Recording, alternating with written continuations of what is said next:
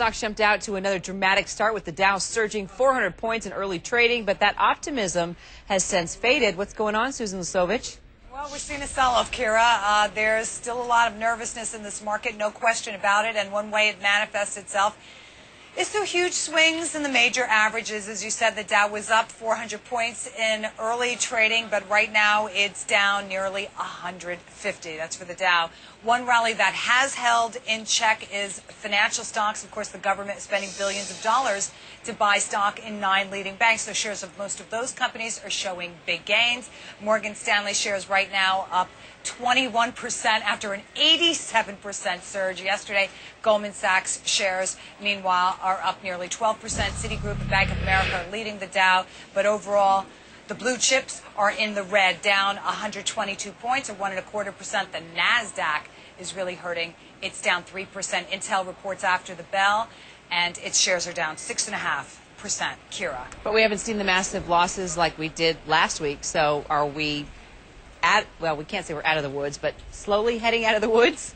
Well, this is the big debate, Kira. You know, was it a one-day wonder? Is it the bottom? And even when you do historically see bottoms, it doesn't mean that it's full steam ahead. You know, it's going to be very choppy. I think most folks agree upon that. Remember, the 3 major averages are all down about 30% this year. Even if the market does start to recover, even if the financial crisis eases, as we all hope it does, it doesn't mean the economy is doing okay. Today, Pepsi said it's cutting more than 3,000 jobs due to slow sales and falling profits. GMAC is limiting its auto financing only to people with credit scores above 700.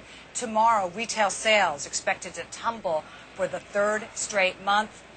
Recession. Well, a lot of economists say it is still inevitable. Macy's shares, by the way, ahead of those retail sales reports, down 5%, Kira.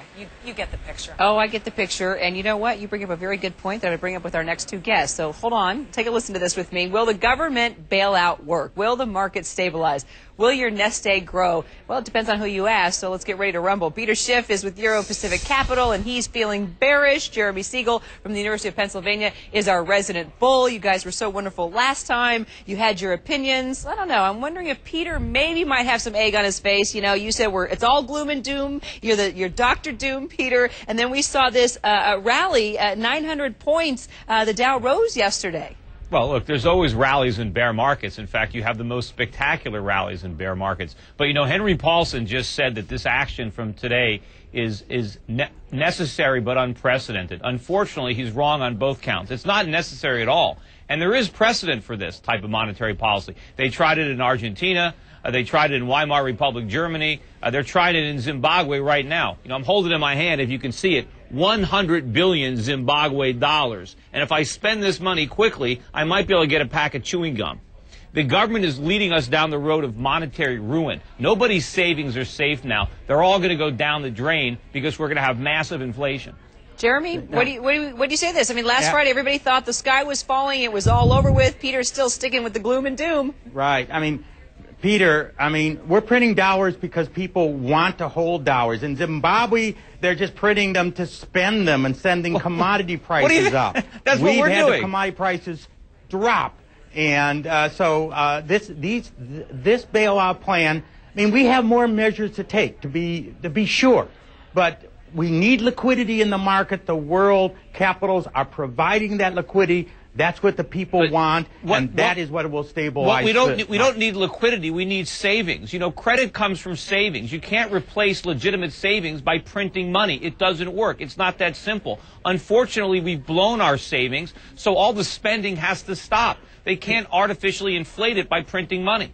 Peter, if savings was the only problem, why did Japan have the biggest crash of the year? Why in 1989 to 1993 did the Nikkei go down 80%? It was the highest saving country in the world. China is the highest savings company in the world. It had a 70% decline in its stock market. But that's not the only factor Jeremy, that makes stocks go up or down. Look, there were still bubbles in those economies that had to be cleared. But those economies are fundamentally sound. Japan is fundamentally sound. So is China. America is a mess. We're a basket case. We're living off the productivity of the rest of the But world. Peter, we've had these swings in the free market for hundreds of years. No, we haven't. Look, believe me, we've had nothing like this. You know, we were a free market economy for a long time. That stopped a long time ago. You know, we went off the gold standard in 1971, and we haven't had a sound economy since. We've been running up these tremendous debts, and we obviously we went off the deep end between 2000 and now when we borrowed trillions of dollars through this housing bubble, and the chickens are coming home to roost. We are broke.